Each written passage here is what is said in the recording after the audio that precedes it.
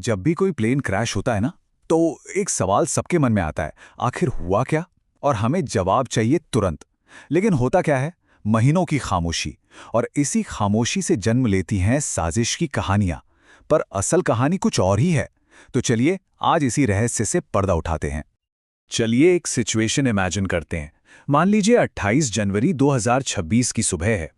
एक बहुत बड़े राजनेता का प्राइवेट जेट रनवे से कुछ ही दूर क्रैश हो जाता है।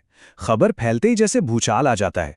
रेस्क्यू टीम बहुत तेजी से काम करती है और मलबे से ब्लैक बॉक्स भी निकाल लेती है।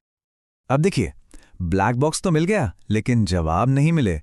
और बस जानकारी की इसी कमी के बीच हर तरफ अटकलें शुरू हो जाती हैं। क्या ये कोई राजनीतिक साजिश थी? क्या अधिकारी जानबूझकर कुछ छिपा रहे हैं? तरह तरह की बातें होने लगती हैं। तो असली सवाल यही उठता है ना, कि अगर सबसे जरूरी सबूत यानी ब्लैक बॉक्स हाथ में है, तो फिर सच्चाई को सामने आने में इतने महीने या कभी-कभी तो साल क्यों लग जाते हैं? इसी सवाल का जवाब आज हम खोजने निकले हैं।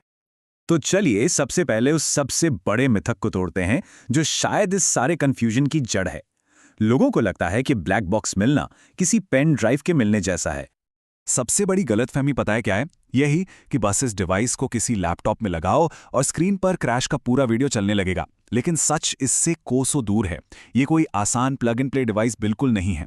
असल में ये एक बहुत ही कॉम्प्लेक्स डेटा रिकॉर्डर है। और हाँ, एक और बात, ये ब्लैक नहीं होता, बल्कि चमकीले नारंगी रंग का होता है, ताकि मलबे में दूर से ही दिख जाए। और जिसे हम ब्लैक बॉक्स कहते हैं ना, वो असल में दो अलग अलग डिवाइस होते हैं। एक फ्लाइट डेटा रिकॉर्डर यानी एफडीआर और दूसरा कॉकपिट वॉइस रिकॉर्डर यानी सीवीआर। तो एफडीआर को आप प्लेन का दिमाग समझ सकते हैं, जो हर सेकंड 1000 से ज्यादा चीजें रिकॉर्ड करता है। स्पीड, एल्टीट्यूड, इंजन का टेम्परेचर, सब कुछ। और सीवीआर है प्लेन के कान, जो कॉकपिट की आखिरी 2 घंटे की हर एक आवाज रिकॉर्ड करता है। पर सबसे जरूरी बात यह है कि यह सारा डेटा रॉ बाइनरी कोड में होता है, मतलब 0 और 1 की एक बहुत लंबी उलझी हुई लाइन। तो जाहिर है इस डिजिटल भाषा को समझना कोई बच्चों का खेल तो है नहीं। और यहीं से जांचकर्ताओं के सामने असली चुनौती शुरू होती है, इस डेटा को पढ़ना और फिर उसे समझना। इस डेटा को निकालने के लिए 3 चीजों की जरूरत पड़ती है। पहला, एक खास तरह का हार्डवेयर। दूसरा, प्लेन बनाने वाली कंपनी का अपना सॉफ्टवेयर, जो आमतौर पर पब्लिक को नहीं मिलता। और तीसरा, जो सबसे जरूरी है, वो है कैलिब्रेशन टेबल। इसे एक तरह की डिक्शनरी समझिए, जो 0 और 1 के कोड को असली मतलब देती है। मतलब बताती है कि ये कोड टेम्परेचर है, स्पीड है या फिर एल्टीट्यूड। और ये सब कुछ एक ऐसे बॉक्स में बंद होता है जो अविश्वसनीय ताकत झेलने के लिए बना है। ये 3400 जी फोर्स तक का इम्पैक्ट सह सकता है। अंदाजा लगाइए, सिर्फ 15 से 20 जी फोर्स ही एक इंसान के लिए जानलेवा हो सकता है। लेकिन इतनी मजबूत प्रोटेक्शन के बाद भी कभी-कभी अंदर की मेमोरी चिप्स को नुकसान पहुंच ही जाता है।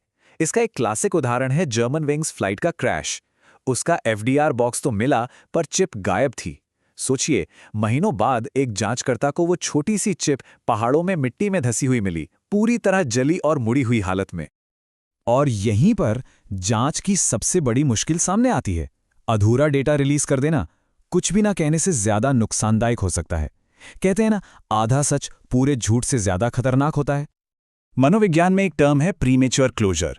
इसका मतलब है कि हमारा दिमाग अधूरी जानकारी से ही नतीजे पर पहुंच जाता है। जरा सोचिए, अगर सिर्फ एफडीआर डेटा जारी कर दिया जाए कि प्लेन की ऊंचाई अचानक गिरी, तो लोग फौरन पायलट को दोष देने लगेंगे। लेकिन सीवीआर के बिना क्यों का जवाब तो मिला ही नहीं। क्या कोई मैकेनिकल फेलियर था? क्या पायलट ने किसी और बड़े खतरे से बचने के लिए ऐसा किया? बिना पूरे कॉन्टेक्स्ट के डेटा सिर्फ एक नंबर है, कहानी नहीं। लेकिन चुनौतियां सिर्फ टेक्नोलॉजी तक ही सीमित नहीं हैं। हमें उन असल दुनिया के दबावों को भी समझना होगा, जो एक धीमी और सावधानी भरी प्रक्रिया को जरूरी बना देते हैं। तो सवाल यह है कि आखिर इतनी सावधानी क्यों बरती जाती है? क्योंकि जल्दीबाजी के नतीजे बहुत गंभीर हो सकते हैं। समय से पहले किसी पर दोष मढ़ने से अरबों के मुकदमे हो सकते हैं। डिजाइन में खामी की खबर से उस मॉडल के हजारों विमानों को दुनिया भर में ग्राउंड करना पड़ सकता है। अरबों के बीमा के दावे फाइनल रिपोर्ट पर टिके होते हैं। और सबसे बढ़कर सीवीआर में पायलटों के आखिरी पल कैद होते हैं। उनकी प्राइवेसी का सम्मान करना एक नैतिक जिम्मेदारी है। और ये कोई सिर्फ थ्योरी नहीं है। जब इथोपियन एयरलाइंस 302 के क्रैश के बाद ये पता चला कि बोइंग 737 मैक्स के सिस्टम में एक बड़ी खराबी थी, तो पूरी दुनिया में 387 विमानों को जमीन पर उतार दिया गया। बोइंग को अरबों डॉलर का नुकसान हुआ और कंपनी के शेयर 20% तक गिर गए। ये एक सटीक उदाहरण है कि एक जांच के नतीजों का असर कितना कितना बड़ा हो सकता है। तो फिर एक असली जांच में कितना समय लगता है?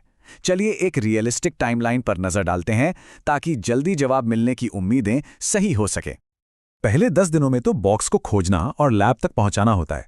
कभी कभी सिर्फ इसी काम में सालों लग जाते हैं, जैसे एयर फ्रांस 447 के केस में 2 साल लगे थे। फिर अगले 2 से 4 हफ्तों में डेटा निकालकर उसे सिंक किया जाता है, मतलब FDR डेटा को CVR ऑडियो के साथ सेकंड बाय सेकंड मिलाना।